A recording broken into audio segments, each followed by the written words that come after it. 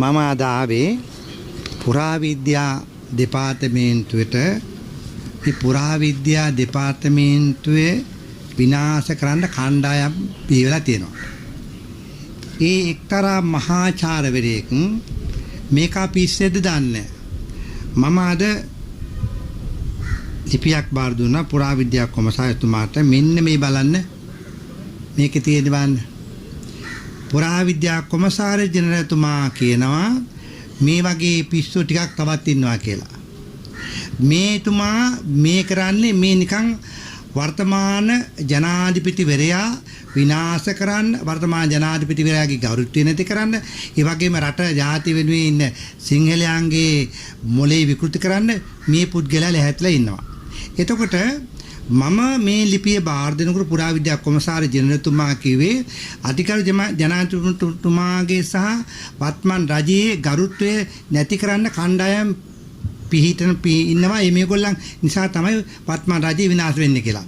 ඉතින් මම කියන්නේ මේ පුද්ගලයාට දැන් ඉතිහාසයේ බලන්න පුරාවිද්‍යා දෙපාර්තමේන්තුවෙන් ලකුණක් සලකනවා. ඒ ලකුණේ චෛත්‍යරාජයන් වහන්සේ තියෙනවා. ඒකට තවත් ආගමික ඒ ස්ථානවල තියෙන ලෝගෝ එක ඒකට ඇතුළත් කරන්න ඕන. මුන් වගේ පිස්සෝ જાතියක් මේ රට ඉපදීමත් මුන්ට මහාචාරකම් ලැබුණේ කොහොමද දන්නේ? ඇත්ත වශයෙන්ම පුරාවිද්‍යා දෙපාර්තමේන්තුව විනාශ කරනවා කියන්නේ මේ ශ්‍රී ලංකා මාතෘභූමියේ සියලු දේවල් සිංහල බෞද්ධයාගේ සහ අනිකුත් විනාශ කරනවා.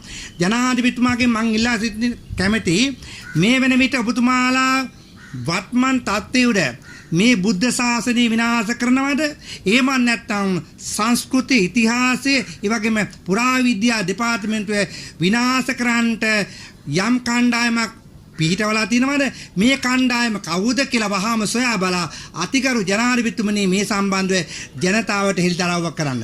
අද වෙන විට මේ වත්මන් රජයේ යම් වැඩපිළිවෙලක් කරනකොට ඒ අයගේ தත්ත්වය කකුලෙන් අදින්නේ සූදානම් වෙලා ඉන්නවා. ඒ වගේම තමයි මේ වත්මන් රජයේ බුද්ධ ශාසන සංස්කෘතිය අමාත්‍යවරයාගෙන් මං අහනවා ඔබතුමාලා සාකච්ඡාවක් කරාද එක්තරා පුද්ගලයෙක් එක්ක මහාචාර්යවරයෙක් කියන එක එක්ක සම්බුද්ධ ශාසනය විනාශ කරන විදිහට පුරාවිද්‍යා දෙපාර්තමේන්තුව විනාශ කරන්න මේ පිස්සෝ දාගෙන මේ රට කරන්න බෑ.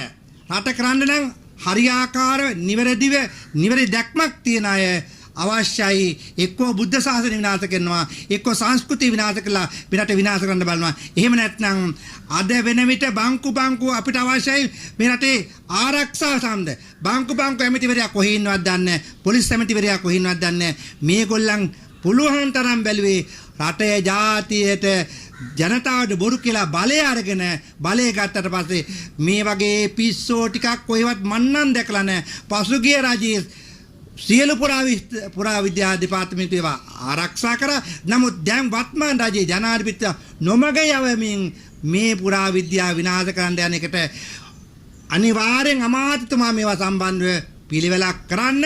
නමුත් අමාත්‍යවරයා එක්තරා මාධ්‍යයෙන් කතා කරනකොට අමාත්‍යවරයාගේ ෆෝන් එක ගන්න බෑ. දුරකථනය ආන්සර් කළා නැහැ. නමුත් ගමක දිසානායක අමාත්‍යතුමා දුරකථනය අරන් කියලා තියෙනවා මේවා අපි සම්බන්ධව ක්‍රියා කරන්න.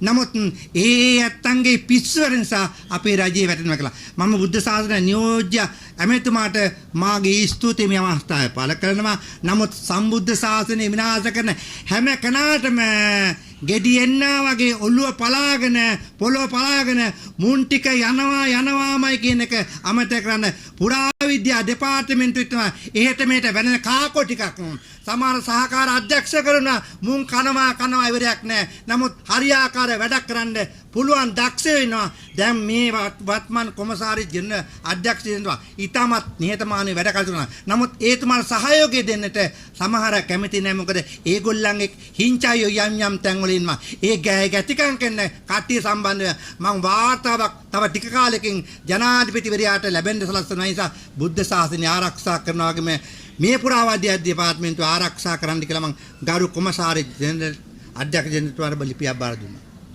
ඔව් මේ ආන්දර මේ ආණ්ඩුවෙන් දැන් මේ ඊයේ කට්ටියක් අත්අඩංගුවට ගත්ත මොකද්ද ඒක? මේ වත්මන් රජයක අත්අඩංගුවෙන් ගන්නවා ඔක්කොම අත්අඩංගුව. දැන් සාගල රත්නායක ගත්තා. පොලිසිපතිතුමාට යම් ප්‍රශ්නයක් මතුණා කියලා. නමුත් මේවා ඇත්තෝ ඒ විදිහට කරගෙන යාවි. නමුත් මේ සම්බන්ධ මම කතා කරන්න කැමති නැහැ. මොකද නීතිච්ඡ මහත්තයෙක්නේ සාගර රත්න කාර්යවසම් කියන්නේ. සාගල කාර්යවසම් කියන්නේ නීතිච්ඡ මහත්තයෙක් නේද? ඉතින් ඒතුමා දන්නවා නීතිය සම්බන්ධ. ඊට වඩා ඉතින් නීති දන්න කෙනෙක් කොහෙද ඉන්නේ? ඒතුමාලා කරන කටයුතු ඒගොල්ලන් කරයි. නමුත් මිනී මරණ එක නතර කරන්න කරුණා කළා. මේ මිනී මරණ එක නතර කරලා මේ රට ආරක්ෂා කරන්න කියනවා. නමුත් බලය ගත්තේ අපි කිසි කෙනෙක් මරන්නේ අපි කිසි කෙනෙකුට හිංසාවක් පීඩාවක් කරන්න රට ආරක්ෂා කරන කෝබලාවිනි තොපේ ආරක්ෂාව. ආණ්ඩුව ගැන තෘප්තිමත්ද?